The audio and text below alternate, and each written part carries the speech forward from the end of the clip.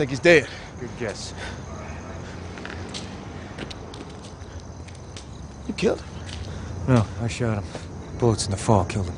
This single statement delivered with commanding morale exemplifies the most terrifying aspect of Tom Cruise's character, Vincent's philosophy. An absolute manipulation of truth that lets the audience know the next hour and 40 minutes will be bent to this man's will. But what is it that bends us as well? What makes Vincent one of the most horrifying villains in film history? Released in 2004, Collateral was a neo-noir film steeped in the night of Los Angeles, directed by Michael Mann. Starring Jamie Foxx as our protagonist Max, a taxi driver with dreams of starting his own business, and Tom Cruise's Vincent as one of cinema's most manipulative and cold villains, a hitman charming as he is lethal.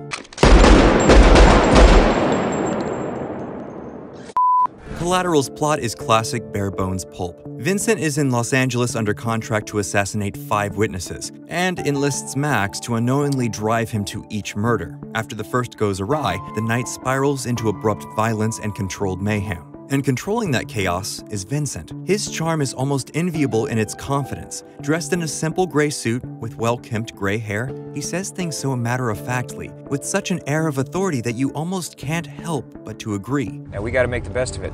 Improvise, adapt to the environment, Darwin, shit happens, I Ching, whatever, man, we gotta roll with it.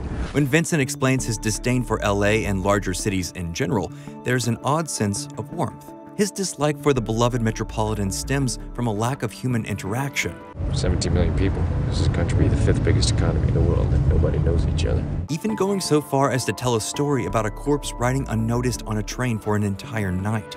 To Vincent, this perfectly represents the humanity he has built in his mind, one that is indifferent and cold, self-absorbed in its own existence. And Cruise sells it so well. He looks out of the taxi's window to hundreds of city lights framed by Mann and cinematographer Dion Beebe, with equal parts disgust and yearning for something that might be just beyond the skyline. It's here we're given our first glimpse of how Vincent eases his way in and begins to chip away at our defenses. The ability to make us not only trust him, but wonder how we ever believed differently in the first place. It's a common manipulation technique. He quickly establishes himself as the authority and continuously demonstrates his power. Sometimes it appears to be in the benefit of Max, but the end is always to further his own wants and desires. When Max's boss radios to ask about the taxi's cracked windshield, damage caused by Vincent, Max is threatened with being held financially accountable. Vincent overhears and aggressively jumps in to defend the cabbie. You know goddamn well your collision policy and general liability umbrella will cover the damages.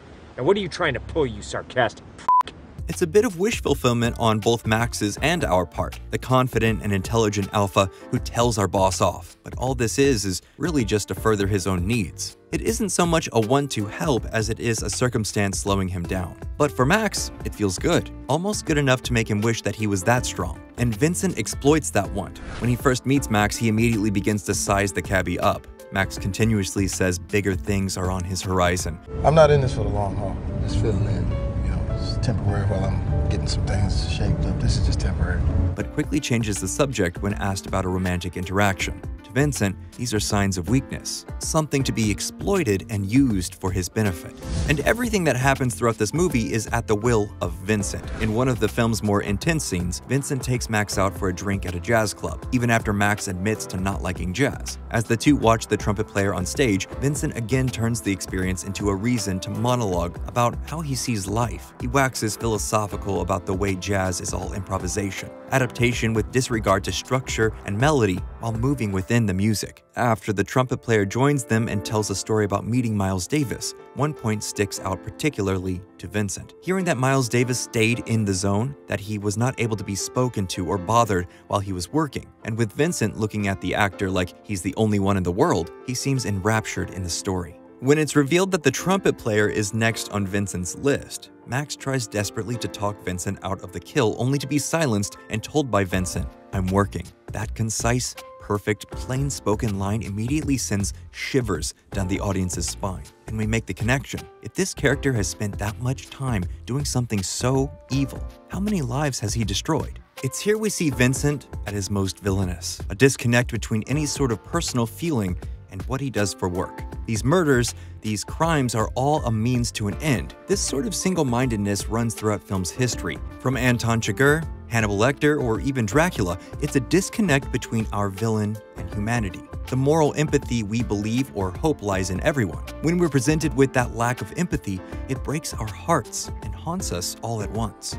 That disconnect is directly tied to the heart of what keeps terrifying us about Vincent more than a decade later. One of the filming's happiest accidents led us to one of the most profound visual metaphors. Mann had stated that the crew came across the coyotes while filming. He instantly knew this was a perfect moment to capture. It was almost like LA itself offered one more moment to show Vincent as he was, a predator hunting the gritty asphalt because it's in his nature.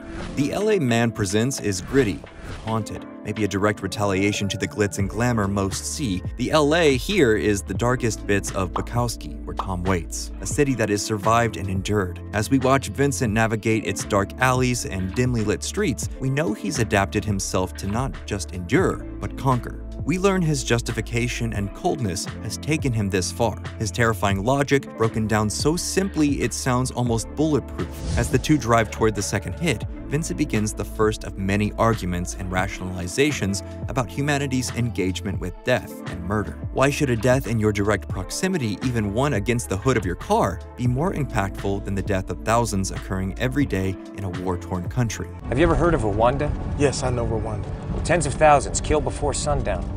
Nobody's killed people that fast since Nagasaki and Hiroshima. Did you bat an IMAX? What? It's cold and terrifying to see life reduced down to numbers, but the real world's villains always have.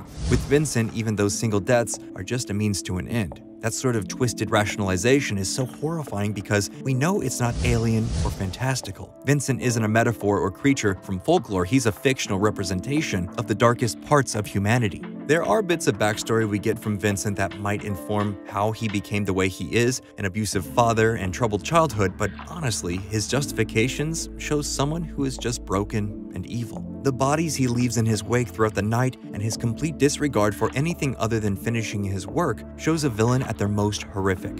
In true noir fashion, Vincent fulfills his own prophecy. After a shootout with Max on an empty train, he's fatally wounded. There's no lashing out against death, just a quiet resignation as he walks to a seat and slumps down to sit. Max sits across from him, and Vincent can't help but attack one more time. But he doesn't try to hit him or fumble with another clip for his pistol. He simply looks across the train car and asks Max if he thinks anyone will notice. Tom Cruise's performance here is pretty unparalleled. It'd be easy to play this scene up, but he doesn't. He stays restrained, calm, and collected. What makes Vincent's dying question so scary is Max doesn't answer. Not after a night where his reality was shattered into pieces, each splinter reflecting a part of himself, the city, and humanity he never knew existed. Vincent's power and terror doesn't rest solely in his aptitude with guns and violence, it's also in his powers of manipulation, his ability to inspire envy and jealousy to the point of breaking a spirit. And that is the magic trick that only someone like Cruise could bring to life while still coming across as endearing. The performance is so powerful. It's a wonder he hasn't attempted a similar role since. Maybe there's a justification there we don't realize. Cruise has always aired on more heroic and uplifting roles. That could just be the legacy he wants to leave, not one shrouded in moral ambiguity and dark shadows. But the terror he portrayed as Vincent is an idea that continues to haunt us. Despite what Vincent says, the world is more connected than ever. And as that connection grows tighter, the poisonous ideas he represents are never further away than our pants pockets or desks. And while the ideas might not be what breaks us, their vitriol and embittered malice could. So what do you think? Should Cruise do more roles like this? What other villains would you like us to cover in future episodes? Please let us know in the comments down below, and thank you for subscribing to Nerdstalgic.